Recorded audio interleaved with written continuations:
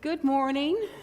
Welcome to Unity of Hagerstown. It's good to see each and every one of you here today. We have a quote from Martin Luther King Jr. I cannot become what I ought to be unless you become what you ought to be. You cannot become what you ought to be unless I become what I ought to be. We are all in this together, my friends. What happened to my opening song? It's not here. Oh, well, we'll just move on. So let's go ahead and join together in our opening prayer.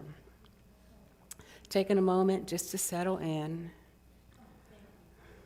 to let go of the agenda, to let go of any anxieties, any worries, and becoming fully present here and now, coming back to our true self, that home within.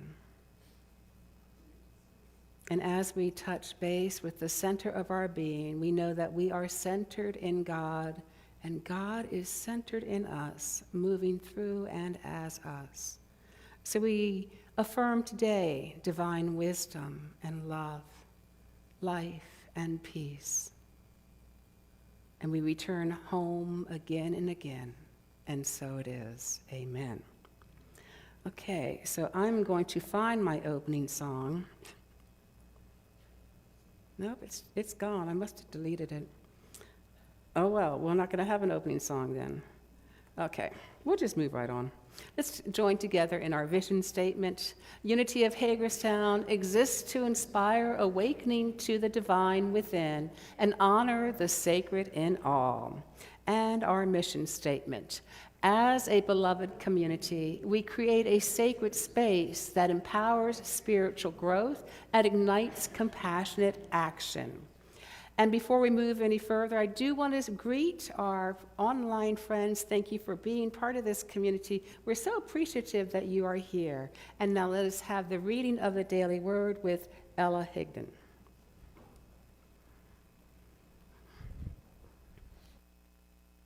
Good morning. Today's word for January 18th is world peace. As I affirm peace, I help create a peaceful world. In 1964, Reverend Dr. Martin Luther King Jr. said, "It is not enough to say we must not wage war. It is necessary to love peace and sacrifice for it." We must concentrate not merely on the negative expulsion of war, but the positive affirmation of peace. Of course, I will work toward creating the kind of world I wish to see, investing my effort and energy to ending conflict, discrimination, and other kinds of negativity. But I also put my energy into creating harmony, cooperation, opportunity, and other positive outcomes. Today I affirm that peace is dawning all over the world, blessing all people with warm feelings of cooperation and togetherness. I affirm peace is here, even as I strive to create it. Our scripture comes from 1 Thessalonians 5:23. May the God of peace himself sanctify you entirely, and may your spirit and soul and body be kept sound. If you'll join me in the affirmation on the screen. As I affirm peace, I help create a peaceful world. And if you would just give that a moment, take a deep breath.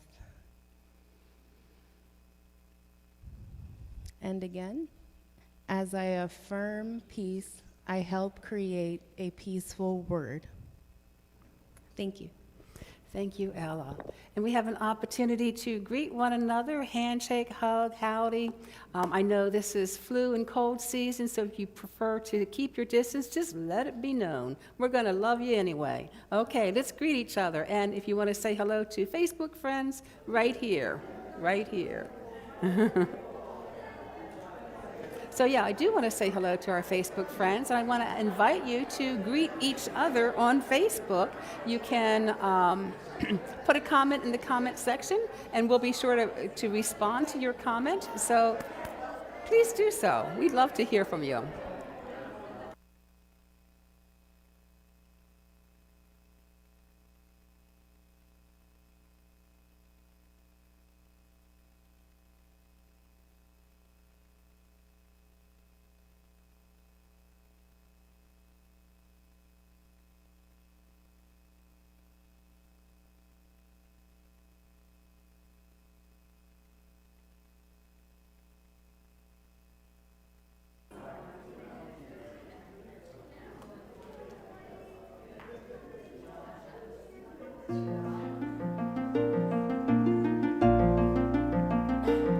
looking at you, is looking at God. Looking at you, looking at me, is looking at God. Looking at you, is looking at God. Looking at you, looking at me, is looking at God. Looking at you, I can see the Spirit in your eyes. Looking at you, looking at me, is looking at God. Looking at you, I can see the Spirit in your eyes. Looking at you, looking at me, is looking at God. Looking at you, I can see the Spirit in your eyes. Looking at you, looking at me, is looking at God. Looking at you, I can see the Spirit in your eyes. Looking at you, looking at me, is looking at God.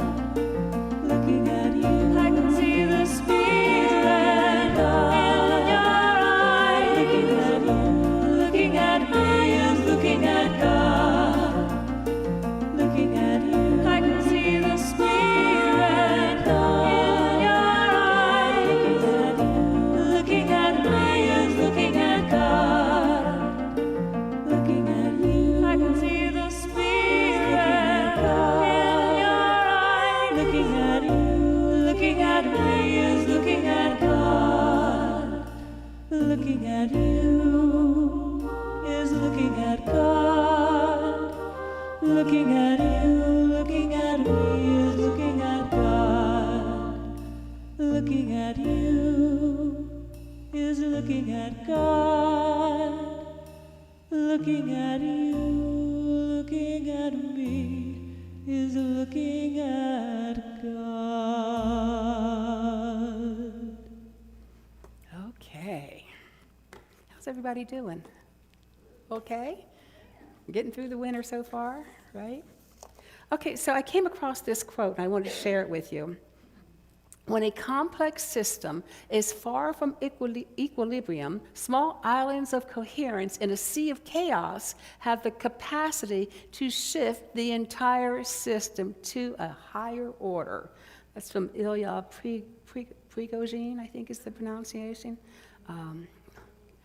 So that is what we are doing here. We are making a small island of coherence, alignment between our heart, our mind, and spirit within. And we're doing that looking at in many different ways, but today we're looking at the book, We Were Made for These Times, 10 Lessons to Navigate Chaos, Confusion, and Challenge in Your Life, written by Cairo Joel Lingo. And we began this series last week, and that first lesson was in coming home to our true self, coming home to our higher self by just going within. And one way to do that is to wake up to our senses. In other words, to pay attention to the breath, to listen to what's around you, listen to tune into your five senses so that you are fully in your body in the present moment, which leads us onto that inner path within that leads to peace and wisdom and all that good stuff. So, today we're going to explore the idea of resting and trusting. Lao Tzu asks the question, do you have the patience to wait till your mud settles and the water is clear? Can you remain unmoving till the right action arises by itself? Oh, I see some shaking heads here. Yeah, because we want immediate answers, right? We want to know what's going on.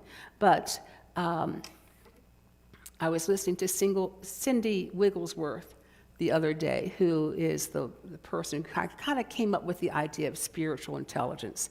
And she said that there is a circle of things that we can change. And it's a small circle because it's basically us, right? And then there's a circle around that, a little bit larger, of things in which we can influence. And we influence them in many ways, our words, our thoughts, our prayers. And then there's a larger circle around that on things that we probably can't change. Okay? So we're going to look at that smaller circle today, things that we can change and how that impacts the outer circle, the immediate outer, and maybe even the furthest out circle. So, resting and trusting. Henri Nouwen tells us to wait open-endedly is an enormously radical attitude toward life. It is trusting that something will happen to us that is far beyond our own imaginings. It is letting God define our life. Letting God define our life instead of our fears. Now that is a radical notion, isn't it? Living with the conviction that spirit within, it can guide us and can help us manifest the love that we want to be in this world, not our fears, because what does that manifest? A whole lot of mess, doesn't it? So the spiritual life is a life in which we wait, and it's kind of an active waiting, because while we're waiting, we are expecting as well, expecting the good things to come through us and to come for us, expecting that our imagination is going to show us something new that might happen. So to explore this concept, I wanted to go back to the scriptures and look at a story that most of you are going to be familiar with, but look at it with a little bit of a metaphysical lens, and that is the story of Jacob. Now, you may recall that Jacob and his mother schemed to steal the elder brother Esau's blessing that the father wanted to give, and that's a beautiful painting of that happening. Immediately after the blessing, Jacob left the area. Go figure, right? I'm pretty sure he didn't want to stick around and see what Esau had to say about all that. But he left the area, worked for many years, and got 2 wives out of it, and prospered in many different ways as well. And finally, he was so prosperous that he was asked to go home. Leave the area so some of us can get rich too, is the idea. So he decided to go back home. And on his way, he sent messages out to his brother Esau to kind of test the water, to see what was going on. And the scriptures state that Jacob was distressed and afraid. Maybe he was feeling guilty, but he began to hide some of the flocks that he had with him, because he didn't want Esau to come out and take them all. He sent gifts ahead of him, Jacob did, to Esau of sheep, and then gifts of cattle, gifts of goats, instructing the drivers to go very slowly. He was kind of postponing this meeting, thinking to maybe these gifts might appease his brother. And then the scriptures read, that night Jacob got up and took his 2 wives, 2 female servants, and his 11 sons, and crossed the ford of the stream. After he had sent them across the stream, he sent over his possessions. So Jacob was left alone, and a man wrestled with him till daybreak. When the man saw that he could not overpower him, he touched the socket of Jacob's hip, so that his hip was wrenched as he wrestled with the man. Then the man said, "Let me go, for it is daybreak." But Jacob replied, "I will not let you go unless you bless me." The man asked him, "What is your name?" "Jacob," he answered. Then the man said, "Your name will no longer be Jacob, but Israel, because you have struggled with God and have overcome." Now, that was a kind of a confusing passage, wasn't it? The pronouns are all getting kind of mixed up. We're not really clear on who's talking to whom and who's doing what. And that's the point. Because if you recall, it started with Jacob was left alone. He was wrestling with his own conscience. He is confronting his own guilt, his fear, whatever, anxiety about the consequences of past actions, perhaps, or just maybe anxious of meeting his brother again. He could have stayed with his entourage, if you will, and faced his brother with everybody, but he knew he had to take time alone. He was aware that he had to, wrestle with this past behavior. The second important aspect of this story is found in the line, "I will not let you go unless you bless me." It's important for all of us to realize that no matter what we're struggling with, there is a blessing in there somewhere. It may be that we grow through the challenge. It may be something that we're not expecting at all, but there is a blessing. So wrestling, whether it's with our shadow self or our fears, we don't look for the easy way out. We look for the blessing. We hang on. Otherwise, we'll just have to wrestle some more at some point. And then the third point with this story is the name change. Name change always indicates transformation. "Let me go," he said, "at daybreak, the dawning of a new day, a new consciousness." The name change that took place, Jacob, which really means supplanter or someone who's trying to steal another's good, to Israel, which is roughly someone who works with God. To achieve this kind of release may mean that we struggle through the night until we reach a point of letting it go. Letting it go so that we gain a new consciousness. Certainly, problems can keep us up all night. Thich Nhat Hanh tells us, don't try to figure out the answer by thinking about it. I love that. In other words, we can go around many times in our head mentally, and it's not going to help us. However, the deeper life questions can't be resolved at the level of the mind, but must be entrusted to a different and deeper part of our consciousness. Consider this big question as a seed planted in the soil of our mind and let it rest there. Don't go digging it up before it's ready. Our spiritual practices are what nurtures that seed, helping it to sprout, the water and the sunshine, if you will. And it will rise on its own without our interfering with it in its own time. And then we'll have clarity around whatever we were struggling with. Emerson said to let the intellect alone, the heart knows.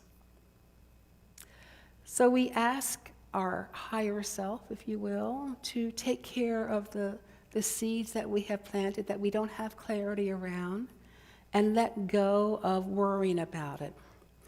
And then, if we're able to, keep returning home to our true self, practicing that calm, that peace, and trusting that we will have the answer.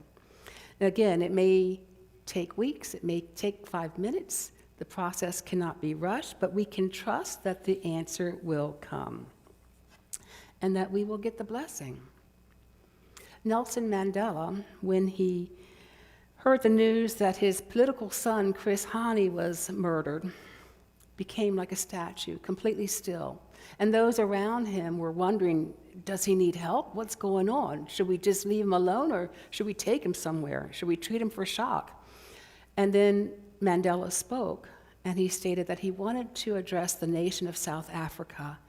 And so they arranged for that to happen, and he went on the news, and he gave a 6-minute speech that saved the country from imploding into a racial war.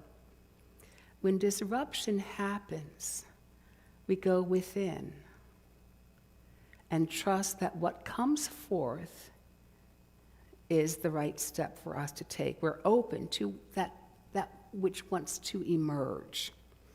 Of course, like I said, waiting for the answer can be a challenge in itself because we really want to know, and we want to know now. We may find ourselves feeling insecure or fearful because we don't know what to do. Or we may find ourselves just so anxious about what path is the right one that we keep going round and round. When we recognize that worrying that's happening or the fear that is happening, let's use that as a signal to go back home, to go back within to our true self, our higher self, our Christ consciousness. Use that worry as a signal to return to the present moment, to anchor ourselves in our body. And then, as Lingo states, we will find the solidity of the home inside of us, which is capable of helping us find our way if only we let it, and if we can let go of trying to figure out the future in our heads. Hanging out in that state of not knowing requires letting go of attachment. Letting go of a particular answer that we want it this way, letting go of attachment to control of the outcome. But this place of unknowing brings with it greater creativity, greater potential as well. So we can learn to embrace that uncertainty and trust that the gifts will come.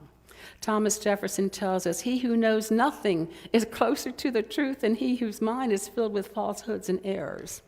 So I kind of like that one too.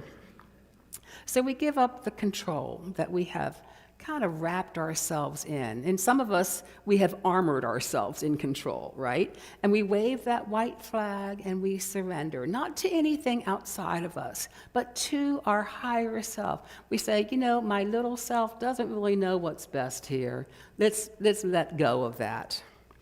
We trust the divine within, and something interesting happens. Our life becomes more peaceful. Does that mean we don't have the challenges? No. we will still have challenges in life, but we have the means to navigate them with a little bit more grace. So this practice of acceptance is particularly powerful in challenging times, in times of chaos. And I believe that most of us would describe today or these days as a time of chaos. And we may rant and rave that this isn't fair, or we may turn that anger inward and say that, oh, if only I had done something differently, if only I had planned a little bit more, maybe my life would be a bit smoother. But challenges are a part of the human experience, my friends. Thich Nhat Hanh tells us we need suffering in order to see the path. If we're afraid to touch our suffering, we'll not be able to realize the path of peace. So don't avoid the pain. Embrace the pain so that we can work through it, make peace with it. So acknowledging that there's a challenge instead of pretending everything is okay is actually a great step to help us suffer less. If we acknowledge that everything is not all right. If we don't accept it, that this is what is, this is what's present right now, not only do we suffer more, but when we judge it wrong or bad, we remain in the suffering longer. The truth is, there's suffering and there's pain, and there's love and there's joy. This is what it means to be human. They're all here, coexisting at the same time. The Buddha taught that when pain comes to us, it's like we're hit with an arrow. But when we resist that pain, it's like we shoot ourselves with another arrow. And it's in the same spot, and it's much more painful than the first. So the book, We Were Made for These Times, shares the story of a Thai forest monk, Ajahn Chah, who asked his students one day when they were passing by a big boulder, "Do you think that boulder is heavy?" And all the students, "Oh yes, that's got to be very, very heavy." And Ajahn Chah said, "Only if you try to pick it up." We don't have to pick up the boulders that we see. We can let go of fighting the challenges in our lives. When we're co-creating our life with the Spirit within, we're also experiencing events that seem beyond our control. But we can trust that all is happening for our greater growth and know that if we can change something, we should do it. without complaining, judging, or blaming. But if we can't do anything to change it, we can learn to accept it. Shanti Deva tells us, why worry if you can do something about it? And why worry if you can't do anything about it? Acceptance is a profound spiritual practice of letting go, of surrendering, not pushing against what is. Eckhart Tolle tells this, well, not really a story, but tells us that if you were stuck in the mud somewhere, you wouldn't say, okay, I resign myself to being stuck in the mud. Resignation is not surrender. You don't need to accept an undesirable or unpleasant life situation. Nor do you need to deceive yourself and say that there's nothing wrong with being stuck in the mud. No, you recognize fully that you want to get out of it. Then you narrow your attention to the present moment without labeling any of it in any way. That means there's no judgment on what is, no judgment of that present moment. Therefore, there's no resistance to it. You accept that isness of the moment, and then you take action and do all you can to get out of the mud. If we think of quicksand, the more we resist, the deeper we go, right? So as we let go of that resistance to what is, clarity comes to us as to what we can do. So we accept and we trust that what is ours to do will become clear, and that we have all we need to do what is ours to do. All right. So let's move into a time of meditation, my friends. I invite you to get comfortable. And I'm going to use once more a meditation from the book. We were made for these times, and probably unitize it just a little bit.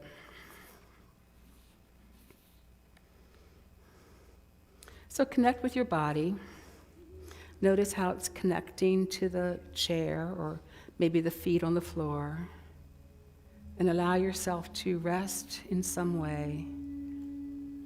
And really feel whatever is supporting you, whatever is holding you. Every time you breathe out, let your body rest even more into the support of the earth.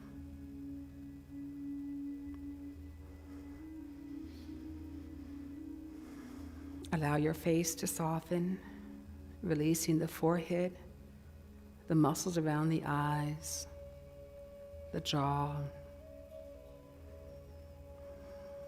Allow the tongue to rest in the mouth. Be aware of the shoulders. And as you breathe out, let the shoulders soften. Bring attention to the chest and the belly and allow them to release and soften on the next exhale. Notice your arms and hands. And with the next exhale, let them grow a little heavier, releasing tension. Feel your legs and feet. And as you exhale, release and soften and let go. Feel your whole body now as you inhale and exhale, allowing the whole body to soften and release its weight even more onto the earth.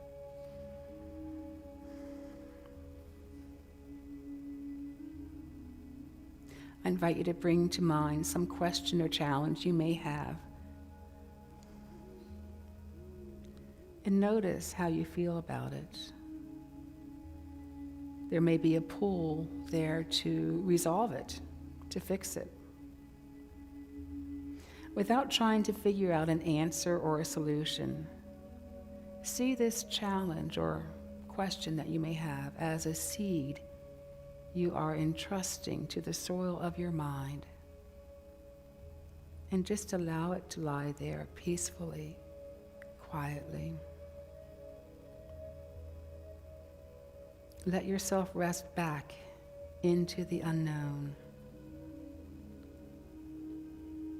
inviting your body to just slightly lean back, perhaps just a tiny bit. Let yourself reconnect with the feeling of being held by the earth.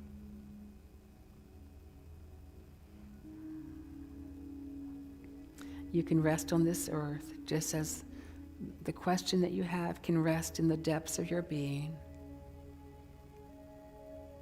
And while it may be scary not to know, there is also infinite possibility.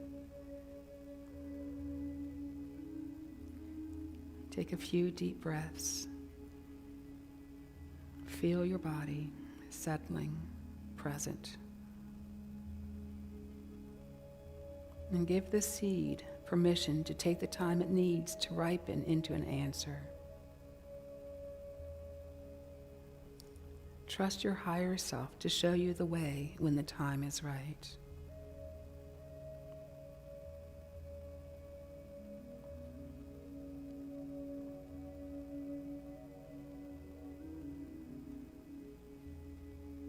As we move into a moment of silence, I invite you, if it's helpful, to repeat as an anchor these words: I let go, I trust. I let go, I trust.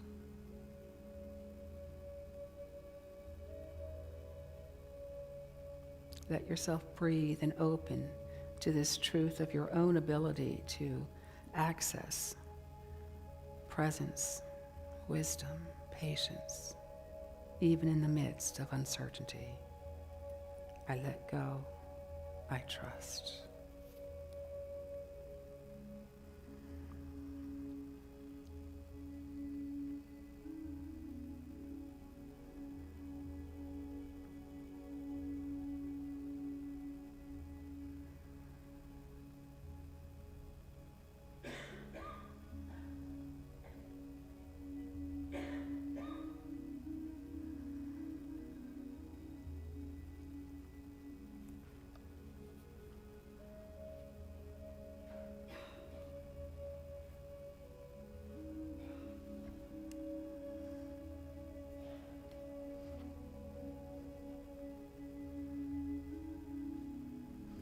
And as we continue to sit restfully,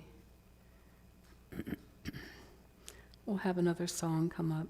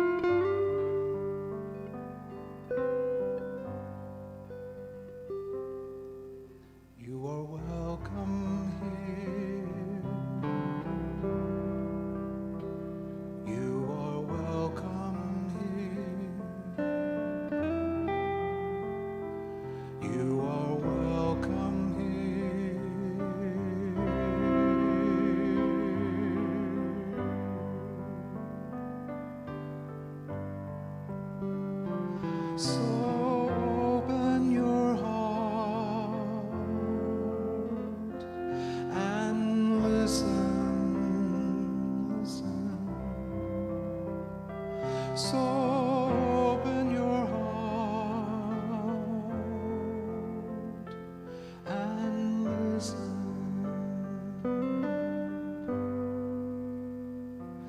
You are welcome here. You are welcome here. You are welcome here.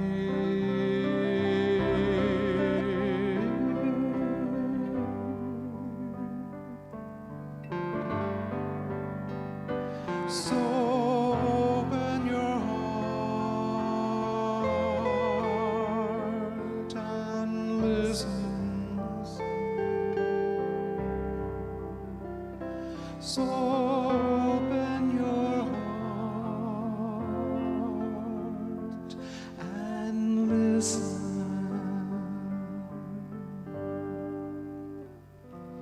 You are welcome here. You are welcome here. You are welcome.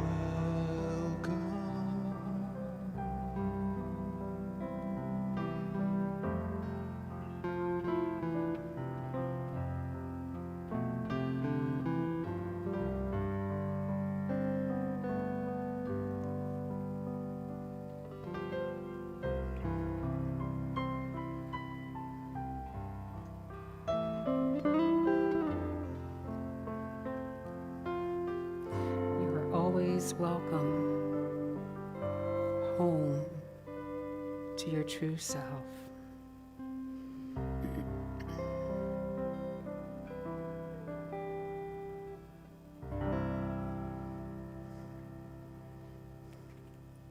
I invite you to join me now in our offertory affirmation together.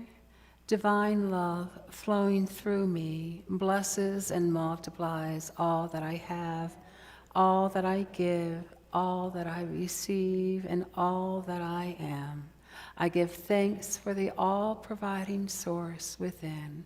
And just take a moment with that beautiful open heart and know that you are blessed.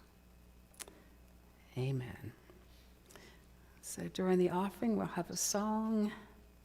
Thank you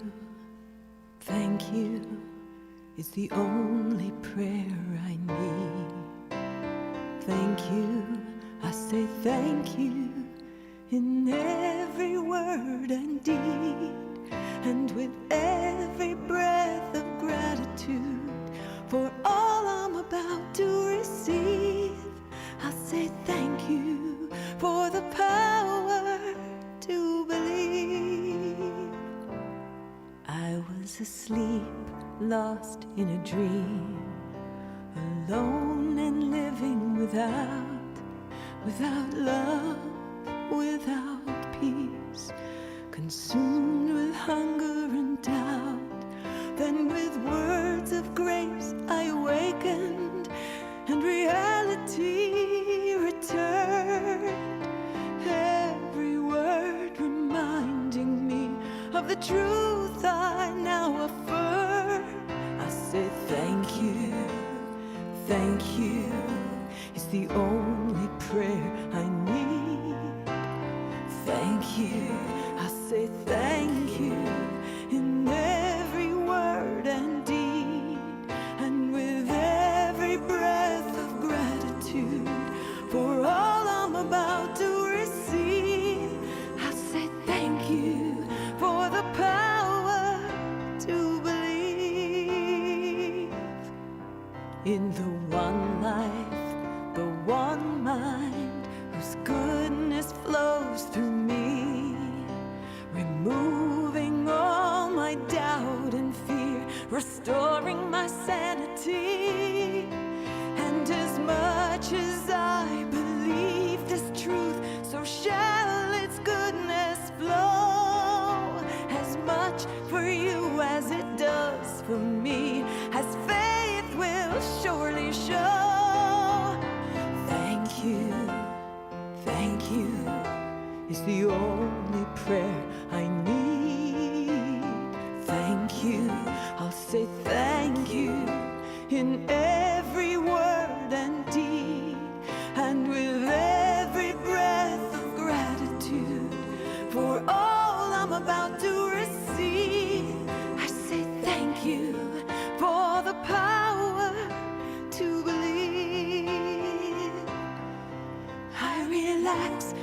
trust in the sacred love that shows my heart the way. I am living proof that miracles happen every day. I say thank you, it's the only prayer I need. Thank you, I say thank you, in every word and deed, and with every breath of gratitude for all I'm about to receive. I say thank you for the power to believe. Yes, I say thank you for the power. Thank you for the power. Thank you is the only prayer I need.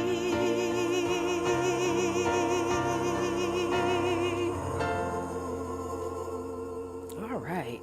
We do have a few announcements, my friends. So, no yoga Monday, right, Jan? Okay. Just double checking.